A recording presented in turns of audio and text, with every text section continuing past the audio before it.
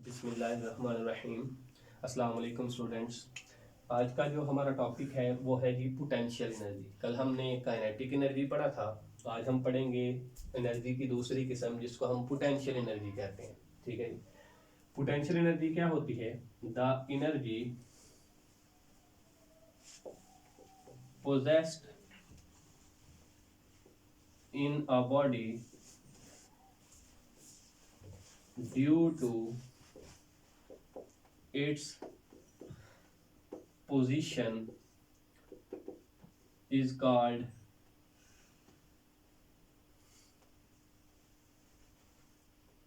Potential energy. इसको PE से represent किया जाता है।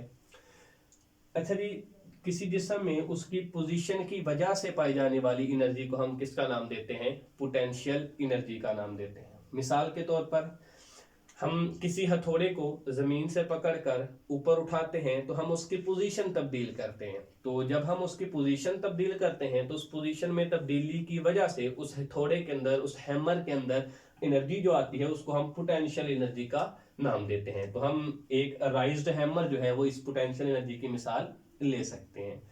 अच्छा जी, जिस तरह पोटेंशियल एनर्जी है वो एनर्जी की एक किस्म है, उसी तरह आगे पोटेंशियल एनर्जी की भी टाइप्स होती हैं। इसकी भी दो टाइप हैं। पहली जो इसकी टाइप होती है उसको हम नाम देते हैं elastic potential energy. Elastic potential energy. Elastic का लफ्जी मतलब जो है, इसका मतलब लचक होता है।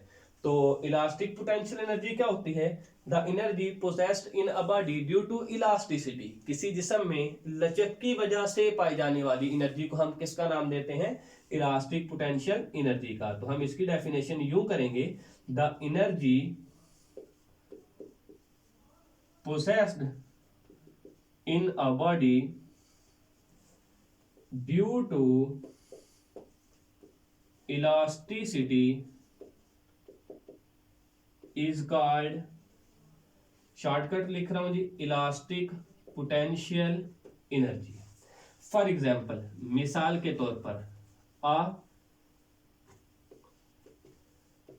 स्ट्रेच्ड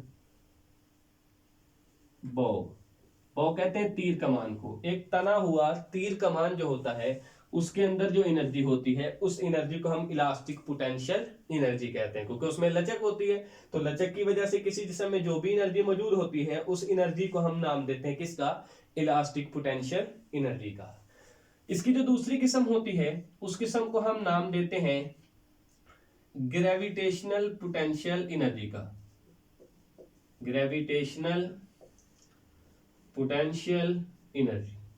तो ये कौन सी एनर्जी होती है जी? ग्रेविटेशनल पोटेंशियल एनर्जी कहते हैं the energy possessed in a body due to its height. किसी जिस्म में उसकी बुलंदी की वजह से पाई जाने वाली एनर्जी को हम नाम देते हैं किस चीज का? ग्रेविटेशनल पोटेंशियल एनर्जी का। जैसे मैंने पहले मिसाल दी किसकी? अराइज्ड हैमर की, कि एक बुलंद किया हुआ हथौड़ा है, नीचे से ऊपर ले जाए उसकी बुलंदी तब्दील हो जाती है। तो उस हाइट की वजह से, बुलंदी की वजह से जो उसमें एनर्जी आती है उस एनर्जी को हम किसका नाम देते हैं? ग्रेविटेशनल पोटेंशियल एनर्जी का। तो हम इसकी मिसाल में यूं लिख सकते हैं, क्या? राइज्ड हैमर, एक बुलंद किया हुआ जो हथौड़ा होता है वो ग्रेविटेशनल पोटेंशियल एनर्जी की मिसाल होती है। ठीक होगी बात यहां तक?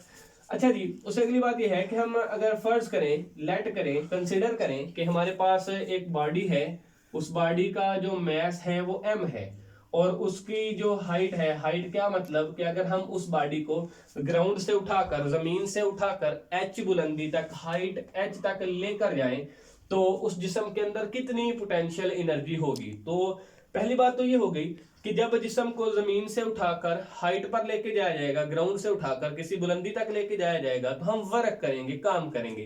तो जितनी उसमें एनर्जी होगी वही उसका क्या होगा? वर्क डन होगा। जैसे कि हमने कल बात की थी कि काइनेटिक एनर्जी और वर्क डन जो है वो आपस में बराबर होते हैं। उसकी वजह ये है कि किसी जिस्म में जितनी एनर्जी होती है जिस्म उतना ही काम कर सकता है, वर्क कर सकता है।